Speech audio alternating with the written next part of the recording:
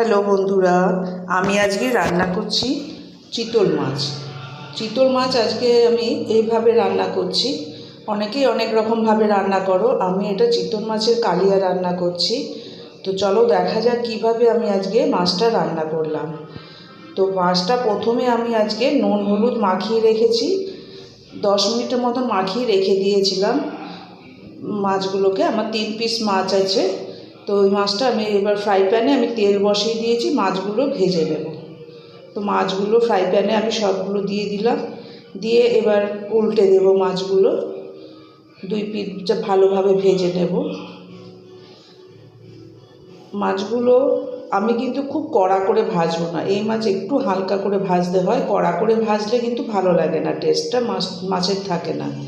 তো মাছগুলো প্রায় আমার ভাজা হয়ে এসছে। তো আমি একটা মিক্সির জারে 4-5টা কাঁচা পাকা লঙ্কা নিয়ে নিয়েছি, জিরের গুঁড়ো দিলাম, ধনের গুঁড়ো দিলাম, আর দিলাম লঙ্কার গুঁড়ো, আর একটা টমেটো দিয়ে একটা পেস্ট বানিয়ে রাখবো। এখানে তোমরা আদাটাও দিতে পারো, যেহেতু আমার আদাটা পেস্ট করা আছে তার জন্য আমি এর মধ্যে আদাটা দিলাম না। মাছগুলো আমার ভাজা হয়ে গেছে। একটা পেঁয়াজ আমি এরকম গ্রেট করে নেব। দেখো পেঁয়াজটা গ্রেট করা হয়ে গেছে।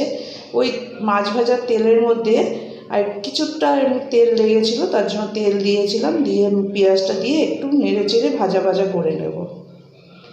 দেখো এবার একটু আমি নুন দিয়ে দিলাম। পেঁয়াজটা প্রায় ভাজা ভাজা হয়ে এসছে, একটু ব্রাউন কালারের মতন হয়ে এসছে। এখন আমি মিক্সিতে যে মশলাটা পেস্ট করে রেখেছিলাম সেটা দিয়ে দিলাম। সেটা দিয়ে ভালো করে কষাতে হবে। কষাতে কষাতে যখন দেখবে তেল ছেড়ে আসছে, দেখো আমি একটু আদা বাটাটা এখানে দিয়ে দিলাম। আমি কিন্তু মিক্সিতে পেস্ট করার সময় আদাটা দিইনি, যেহেতু আমার আদা বাটা আলাদা ছিল। আর হলুদ দিলাম, আর মিক্সিতে দেওয়া জলটাও আমি দিয়ে দিলাম, দিয়ে ভালো করে কষাতে হবে। তুমি তো জানো, আর কষাতে কষাতে যখন তেলটা ছেড়ে আসবে তখন জল দেবো। আমি একটু সামান্য চিনি দিলাম, মানে যেহেতু টমেটো দিয়েছি, টক মিষ্টি একটু ব্যালেন্সটা রাখার জন্য 2 দানা মতন চিনি দিলাম। এবার দেখো মশলাটা আমার পুরো কষে এসছে আর তেলও ছেড়ে এসছে। আমি মাইক্রোওভেনে একটু গরম জল করে নিয়েছিলাম গ্লাসে করে, তো সেই গরম জলটা আমি এর মধ্যে দিয়ে দিলাম। খুব বেশি ঝোল দেবো না, এটা একটা মাখা মাখা কালিয়ার মতন করবো। তো আমার একটু নুন লাগবে দেখে আমি একটু নুন দিয়েছি, নুনটা তোমরা দেখে দেবে।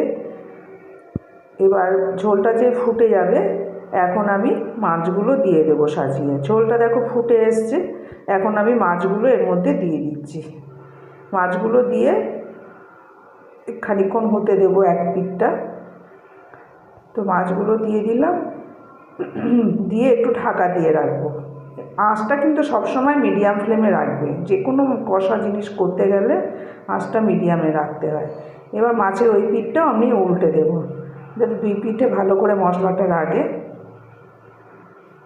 তো মাছগুলো আমি উল্টে দিয়ে আরও কিছুক্ষণ একটু ঢাকা দিয়ে হতে দিলাম। দেখো মাছটা আমার রান্না হয়ে গেছে। দেখো পুরো মাখা মাখা কালিয়ার মতন করেছি। তো তোমাদের কেমন লাগলো এই রেসিপিটা অবশ্যই কমেন্ট করে জানাও।